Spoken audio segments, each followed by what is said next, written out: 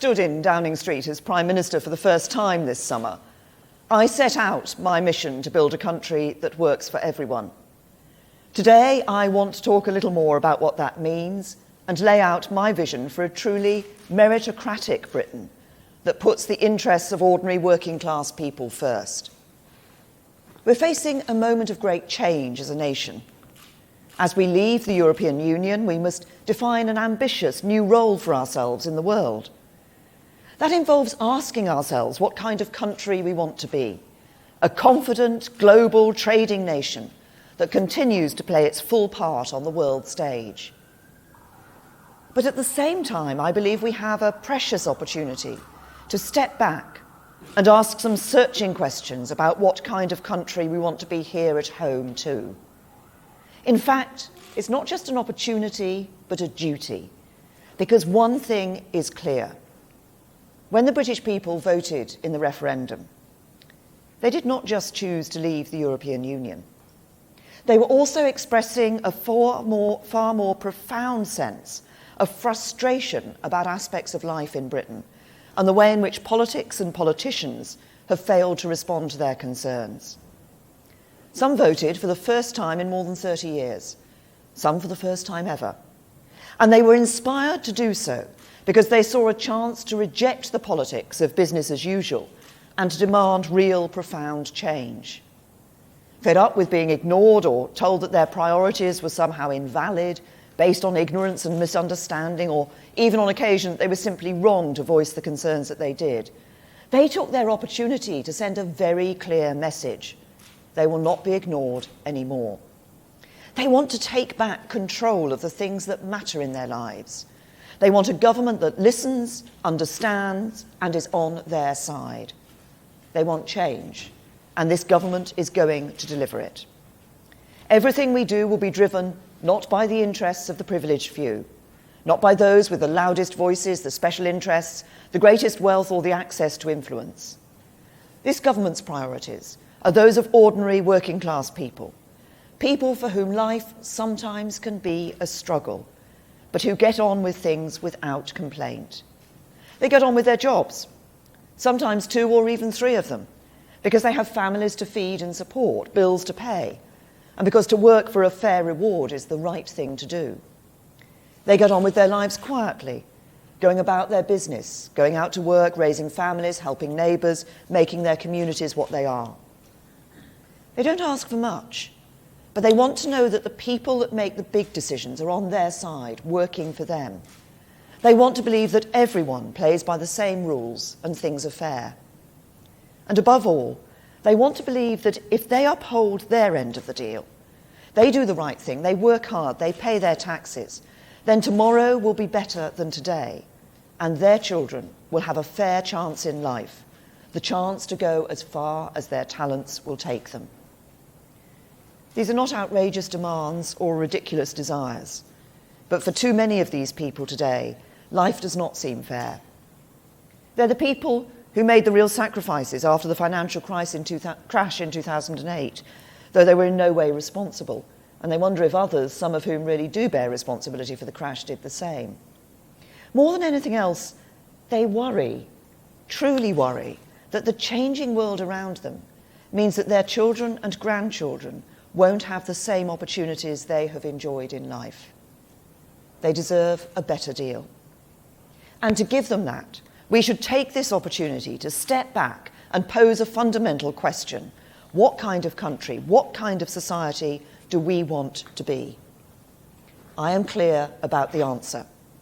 I want Britain to be the world's great meritocracy, where everyone has a fair chance to go as far as their talent and their hard work will allow. I want us to be a country where everyone plays by the same rules, where ordinary working class people have more control over their lives and the chance to share fairly in the prosperity of the nation. And I want Britain to be a place where advantage is based on merit, not privilege, where it's your talent and hard work that matter, not where you were born, who your parents are, or what your accent sounds like.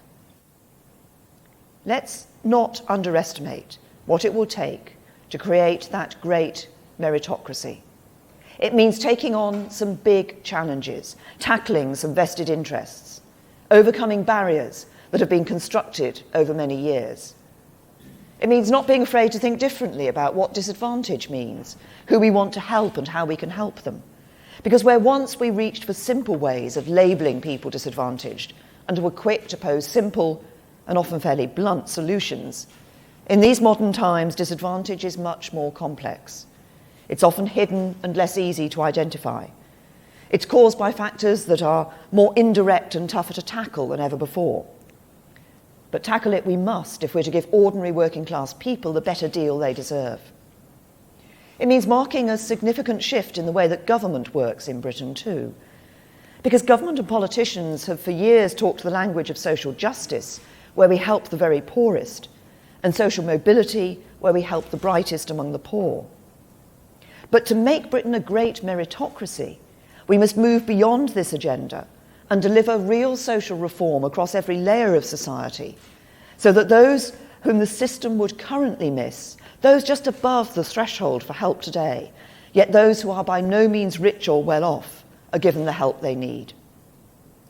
It means putting government firmly on the side of not only the poorest in our society, important though that is and will remain, but also of those in Britain who are working hard but just about managing. It means helping to make their lives a little easier, giving them greater control over the issues they care about most. This is the change we need. It will mean changing some of the philosophy underpinning how government thinks and acts. It will mean recalibrating how we approach policy development to ensure that everything we do as government helps to give a fair chance to those who are just getting by, while still helping those who are even more disadvantaged. I don't pretend that this change will be easy. Change rarely is. But this is the change we need if we are to make Britain the great meritocracy I want it to be. Over the coming weeks and months, the government will set out an ambitious programme of economic and social reform that will help us make this change and build a true meritocracy in our country. But there is no more important place to start than education. Because if the central concern ordinary working class people have is that their children will not enjoy the same opportunities they have had in life, we need to ensure that there is good school place for every child and education provision that caters to the individual needs and abilities of every pupil. We start from a position of strength. This government has a proud record of school reform. We've opened up the system, introducing a real diversity of provision. We have schools where teachers and head teachers are free to make the decisions that are best for them. And through successful policies such as a renewed focus on learning the basics of reading in primary schools and initiatives to help young people pursue a strong academic core of subjects at secondary level, we're ensuring that every child has the opportunity to develop the core knowledge that underpins everything else. We have put control in the hands of parents and head teachers and encourage people from all walks of life who are passionate about education to bring their best ideas and innovations to our school system. The academies and free schools movement, overseen by pioneers such as Andrew Adonis and Michael Gove, have been a huge success and begun to build an education system fit for the future. As a result, there are more good or outstanding schools today than ever before in our country. And there are now more than 1.4 million more pupils in schools rated good or outstanding than in 2010. Our curriculum reforms mean that the proportion of pupils taking core academic subjects at GCSE is up by almost 4/5. We are driving up school standards to match the best international comparisons, with a record number of pupils securing a place at one of our world-class universities this summer. We can be proud of these achievements, but there is still a long way to go. Because for too many children, a good school remains out of reach. There are still 1.25 million attending primary and secondary schools in England, which are rated by Ofsted as requiring improvement or inadequate. If schools across the North and Midlands had the same average standards as those in the South, nearly 200,000 more children would be attending good schools. Let's be honest about what these statistics mean. They mean that for far too many children in Britain, the chance they have in life is determined by where they live or how much money their parents have. And they mean that for far too many ordinary working class people, no matter how hard they work, how many hours they put in, or how many sacrifices they make, they cannot be confident that their children will get the chances they deserve. For when you're working 2 jobs and struggling to make ends meet, it's no good being told that you can choose a better school for your children if you move to a different area or pay to go private. Those aren't choices that you can make, and they are not choices that you should have to make. So we need to go further, building on and extending our reforms so that we can truly say that there will be a good school place for every child and one that caters to their individual needs. But as we do it, we also need to change our philosophy and approach, because at the moment the school system works if you're well off and can buy your way into the school you want, and it provides extra help and support if you're from a disadvantaged family. If you're eligible for free school meals and your parents earn less than £16,000 a year, then there is extra help on offer. That is good and right. And as long as I'm Prime Minister, the pupil premium for the poorest children will remain. But the free school meals measure only captures a relatively small number of pupils whose parents are on income-related benefits. If we're going to make the change we need and build a great meritocracy in Britain, we need to broaden our perspective and do more for the hidden disadvantaged children whose parents are on modest incomes, who do not qualify for such benefits, but who are nevertheless still only just getting by. If you're earning £19,000, £20,000, £21,000 a year, you're not rich, you're not well off, and you should know you have our support too. At the moment, there is no way to differentiate between the school experience of children from those families and those from the wealthiest 10%. Policy has been skewed by the focus only on those in receipt of free school meals, where the reality is that there are thousands of children from ordinary working class families who are being let down by the lack of available good school places. Putting this right means finding a way to identify these children and measuring their attainment and progress within the school system. That work is underway and is central to my vision of a school system that truly works for everyone. But we must also deliver a radical increase in the capacity of the school system so that these families can be sure of their children getting good school places. And this is really important, because I don't just want to see more school places, but more good school places. And I don't just want to see more new schools, but more good new schools that each in their way contribute to our diversity of provision, that caters to the needs and abilities of each individual child, whoever they are and wherever they are from. Every child should be given the opportunity to develop the crucial academic core, and thanks to our reforms, that is increasingly the case. But people understand that every child is different too, with different talents, different interests, different dreams. To help them realise their potential and achieve those dreams, we need a school system with the capacity and capability to respond to what they need. So as we radically expand the number of good school places available to all families, not just those who can afford to buy an expensive house, pay for an expensive private school, or fund the extra tuition their child needs to succeed, I want to encourage more people, schools and institutions with something to offer to come forward and help. In the last 6 years, we've seen individuals and communities put staggering amounts of time and effort into setting up good new schools. Some of the best state schools, charities, universities, private schools and businesses have stepped forward to get involved. And increasingly, the best state schools are sponsoring the least good. This has been a revolution in our school system. But with 1.25 million children still attending schools that are struggling, we need to do much more to increase the capacity of the system so every child can get the education they deserve. So let's now build on the success of school reform. Let's encourage others to play their part, and let's remove the barriers they face so we can do more. Let's sweep away those barriers and encourage more people to join us in the task of delivering a good school place for every child.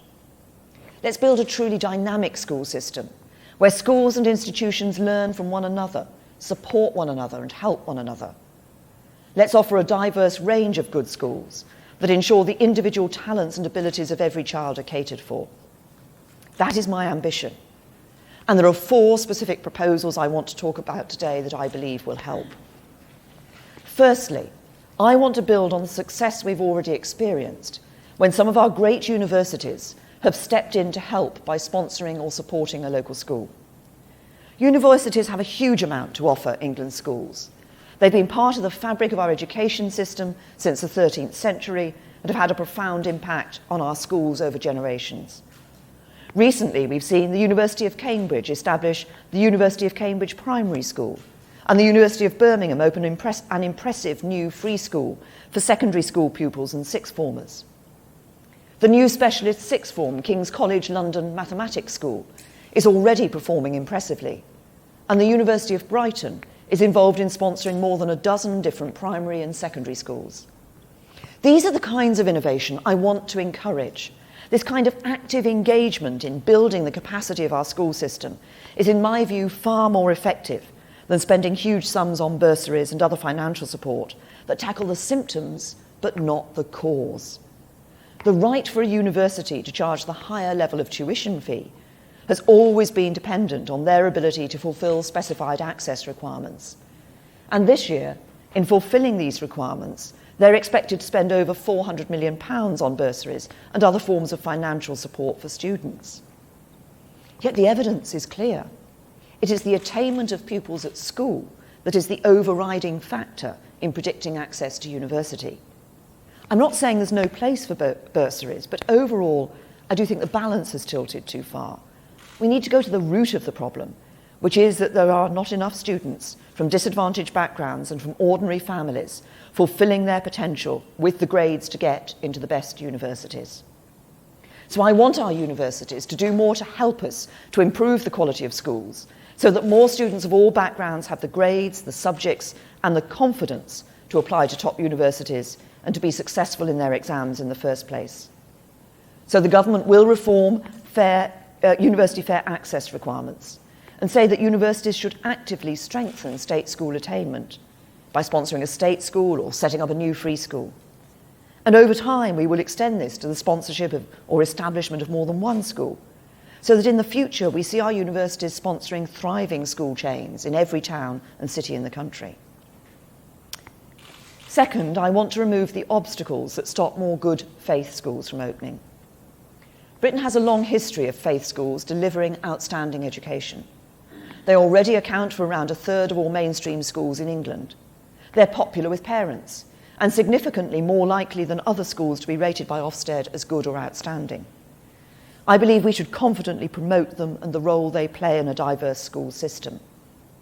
Yet for Catholic schools in particular, there are barriers in their way. When a faith-designated free school is oversubscribed, it must limit the number of pupils it selects on the basis of faith to 50%. The intention is to improve the diversity of the school's intake, but in practice it has little impact on many Jewish, Muslim, Sikh and Hindu schools because they tend not to appeal to parents of other faiths. So despite the best intentions, the rule is failing in its objective to promote integration. But it does prevent new Catholic schools opening because the Catholic Church believes it contravenes its own rules for a Catholic bishop not to prioritise the admission of Catholic pupils. This is especially frustrating because existing Catholic schools are more ethnically diverse than other faith schools, more likely to be located in deprived communities, more likely to be rated good or outstanding by Ofsted, and there is growing demand for them. So we will remove this 50% rule to allow the growth in capacity that Catholic schools can offer. Instead, we will consult on a new set of much more effective requirements to ensure that faith schools are properly inclusive and make sure their pupils mix with children of other faiths and backgrounds. Of course, there must be strict and properly enforced rules to ensure that every new faith school operates in a way that supports British values. And we should explore new ways of using the school system to promote greater integration within our society generally. We will encourage the grouping together of monoracial and monoreligious schools within wider multiracial and multi-religious trusts. This will make it easier for children from different backgrounds in more divided communities to mix between schools while respecting religious differences.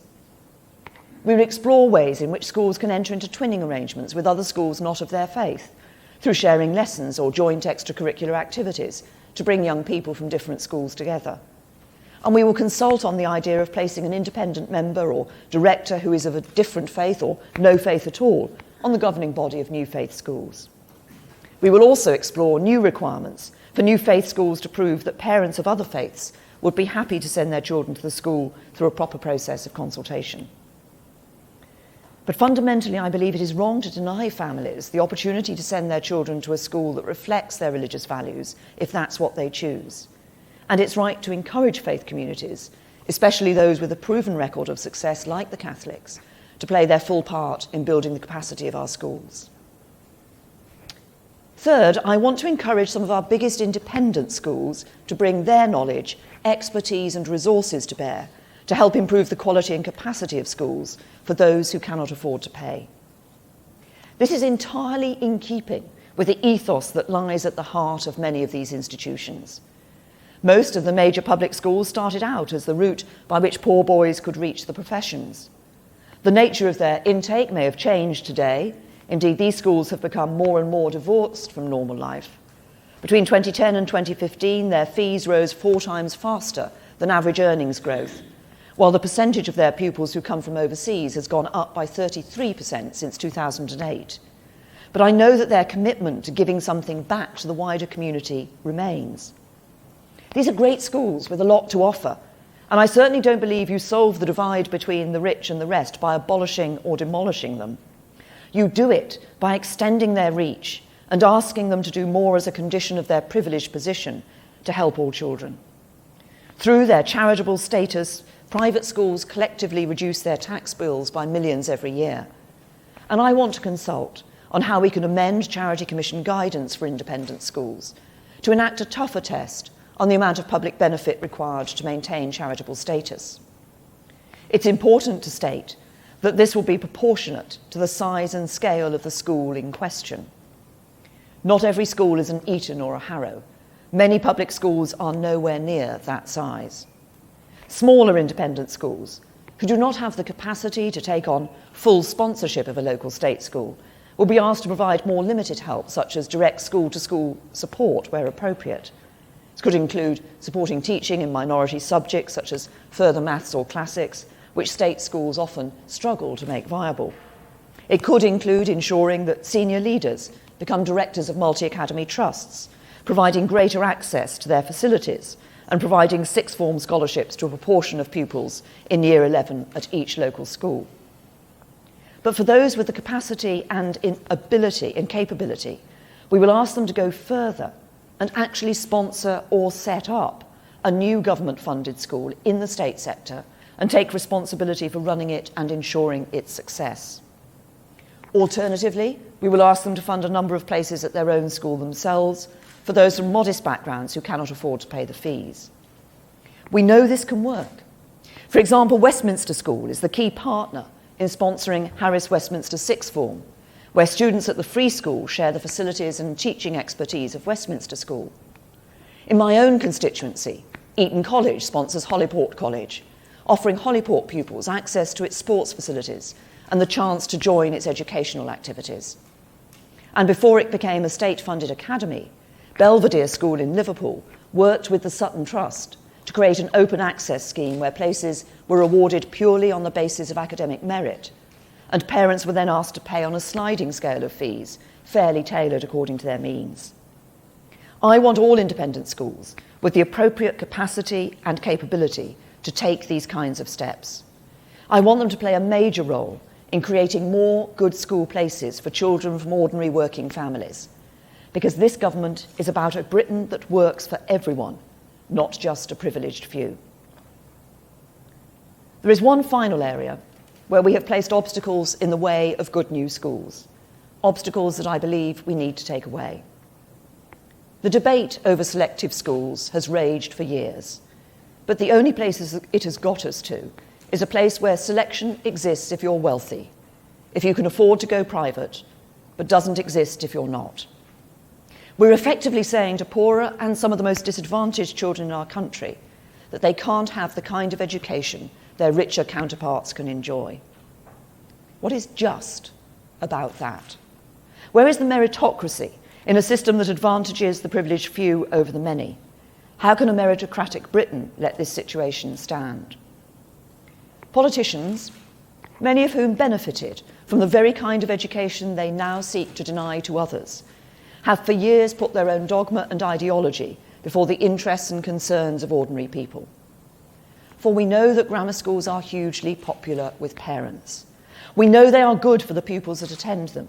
Indeed, the attainment gap between rich and poor pupils is reduced to almost zero for children in selective schools, and we know that they want to expand. They provide a stretching education for the most academically able, regardless of their background, and they deliver outstanding results. In fact, 99% of existing selective schools are rated good or outstanding. 80% are outstanding, compared with just 20% of state schools overall. So we help no one, not least those who can't afford to move house or pay for a private education, by saying to parents who want a selective education for their child that we won't let them have it. There is nothing meritocratic about standing in the way of giving our most academically gifted children the specialist and tailored support that can enable them to fulfill their potential. In a true meritocracy, we should not be apologetic about stretching the most academically able to the very highest standards of excellence. We already have selection to help achieve this in specialist disciplines like music and sport, giving exceptionally talented young people access to the facilities and training that can help them become world class. I think we should have more of this, but we should also take the same approach to support the most academically gifted too. Frankly, it is completely illogical to make it illegal to open good new schools. So I want to relax the restrictions that stop selective schools from expanding, that deny parents the right to have a new selective school opened where they want one, and that stop existing non-selective schools to become selective in the right circumstances and where there is demand. In return, we will ensure that these schools contribute meaningfully to raising outcomes for all pupils in every part of the system. In practice, this could mean taking a proportion of pupils from lower income households, so that selective education is not reserved for those with the means to move into a catchment area or pay for tuition to pass the test. They could, as a condition of opening a new selective school, be asked to establish a good new non-selective school. Others may be asked to establish a primary feeder school in an area with a high density of lower income households to widen access. They might even partner with an existing non-selective school within a multi-academy trust or sponsor a currently underperforming non-selective academy. But the principle is clear. Selective schools have a part to play in helping to expand the capacity of our school system, and they have the ability to cater to the individual needs of every child. So the government will make up to £50 million a year available to support the expansion of good or outstanding existing grammars. Now, I know this will be the source of much debate in the consultation over the coming months. So I want to address very directly some of the key arguments made by those who oppose the expansion of grammar schools. First, there are those who fear that this could lead to the return of a binary system, as we had in the past with secondary moderns. But this fear is unfounded. There will be no return to secondary moderns. As I've set out today, far from a binary system, we're supporting the most diverse school system we have ever had in our country. From free schools sponsored by universities and independent schools to faith schools and selective schools, the diversity of high-quality school provision means we will be able to cater properly for the different needs of all pupils and give parents real control of the kind of school they want for their children. We do not want to see whole new parts of the country where the choice of schools is binary, so we will use the approvals process to prevent that from happening. Second, there are those who argue that selective schools tend to recruit children from more affluent backgrounds. The problem here is not selective schools per se, but rather the way that wealthier families can already dominate access to the schools of their choice through selection by house price. I want to stop that, and new grammars can help. We're going to ask new grammars to demonstrate that they will attract pupils from different backgrounds. For example, as I said, by taking a proportion of children from lower income households. And existing grammars will be expected to do more too, by working with local primary schools to help children from more disadvantaged backgrounds to apply. Third, there are those who argue that grammars don't actually select on ability because wealthy families can pay tutors to help their children get through the tests. This might have been the case in the past with the old 11+, but it does not have to be the case today. While there is no such thing as a tutor-proof test, many selective schools are already employing much smarter tests that assess the true potential of every child. So new grammars will be able to select in a fair and meritocratic way, not on the ability of parents to pay. Fourth, there are those who worry about the cliff edge of selection at 11. Some fear it's too early, some fear it's too late. The truth is that it doesn't have to be a cliff edge at all. This is back in the old mindset of the grammar schools of the past. A modern meritocratic education system needs to be much more flexible and agile to respond to the needs of every child. So we will demand that new grammars make the most of their freedom to be flexible over how students move between schools, encouraging this to happen at different ages, such as 14 and 16 as well as 11. This means that children who are at a non-selective school sponsored by a grammar might join the grammar for specific subjects or specialisms where they themselves are outstanding. Or they might move to the grammar full-time later than aged 11 based on their performance at their current school. Finally, people get lost in the argument about whether the grammar schools of the 1950s and 60s improved social mobility or not. But I want to focus on the new grammars of the future, those that will be just one element of a truly diverse system, which taken as a whole can give every child the support they need to go as far as their talents can take them, and give every parent access to a good school place for their child. This is the true test of schools that work for everyone, and the true test of a meritocratic society.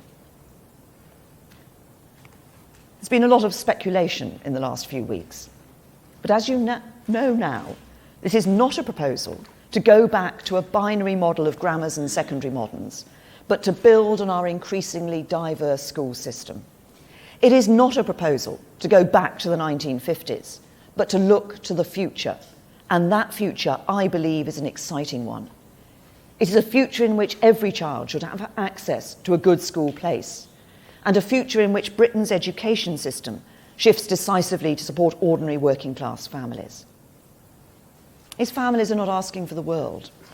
They just want to know that their children and grandchildren will enjoy the opportunities they have enjoyed and be given the chance to go as far as their talents will take them, unhindered by background or circumstance, and by the artificial barriers some want to put in their way. In a country that works for everyone, it doesn't matter where you were born or how much your parents earn. If you work hard and do the right thing, you will be able to go as far as you can. I want this country to be a great meritocracy. I want to see more houses built, better productivity, so we can have more well-paid jobs, more economic growth, not just in the southeast of England, but across the whole country, to help more people get on. But more than anything else, I want to see children from ordinary working class families given the chances their richer contemporaries take for granted. That means we need more great schools. This is the plan to deliver them and to set Britain on the path to being the great meritocracy of the world. Thank you.